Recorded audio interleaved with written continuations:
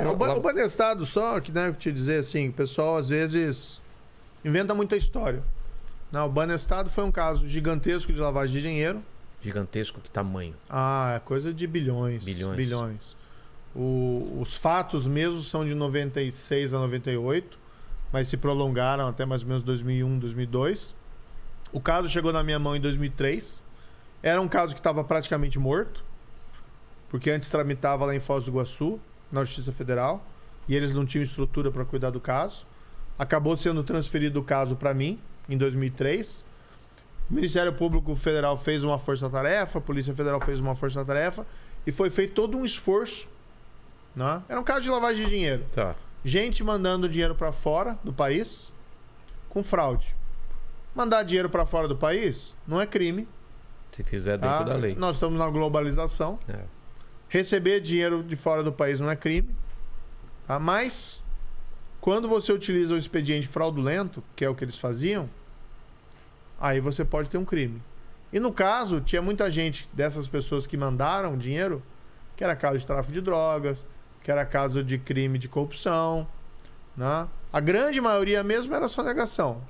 Que aí é não que não seja crime, mas é um crime menor do que os outros dois, pelo menos. Entendi. Mas foi um caso que a gente conseguiu fazer, na época, isso foi em 2004, a maior operação da Polícia Federal até então, que foi chamada Operação Farol da Colina.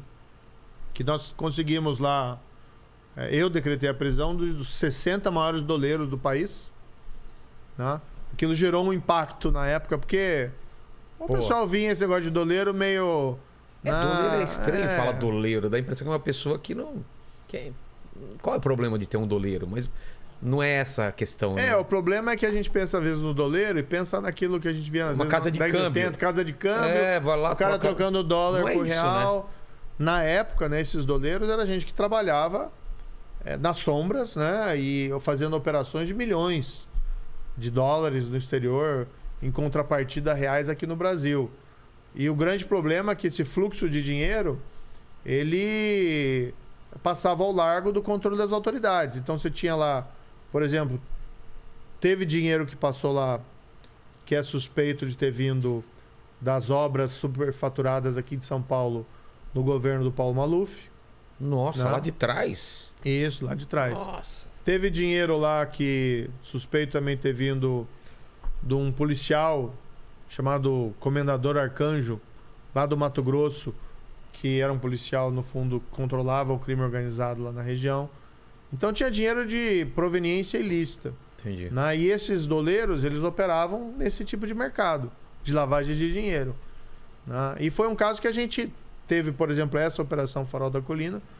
Né? Naquela época foi um tremendo impacto. Né? Exato. Tinha até uma Recuperaram? CPI. Recuperaram a grana? Parte do dinheiro foi recuperado, muita gente foi condenada, mas teve muitos casos que se perderam porque a justiça na época... Quer dizer, a justiça hoje ela é fraca em relação a crime de colarinho branco. Você imagina em 2005, 2006. Muito mais fraca. Muito mais fraca. Então era muito raro você conseguir que uma prisão contra um criminoso de colarinho branco ela fosse mantida. E quando era mantida era por pouco tempo. Mas ainda assim a gente pegou vários grandes doleiros, que o Alberto Youssef, por exemplo, foi um que ficou preso no caso do Banestado, ficou 1 ano preso, saiu antes porque ele fez um acordo. Outros doleiros também grandes, tinham aqui que era em São Paulo, que tinha ficado famoso numa operação chamada Anaconda, que era o Toninho Barcelona. Né? Tinha um outro lá que foi preso. Enfim, eu não gosto de ficar falando muito nome, porque as pessoas até já foram... Algumas já cumpriram a pena e tudo, é meio chato, né? Mas enfim, foi uma grande operação da época.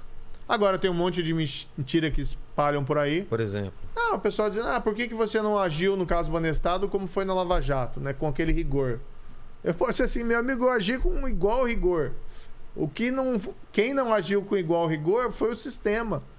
Né? Então a gente decretava as prisões, a gente julgava os casos rápidos, a gente era rigoroso na aplicação da lei. Agora, boa parte dos processos acabaram prescrevendo. Não darem nada, por quê? Aí quando recorre para um tribunal superior, lá em Brasília, ou às vezes até tribunal de segunda instância, demorava anos e não dava em nada.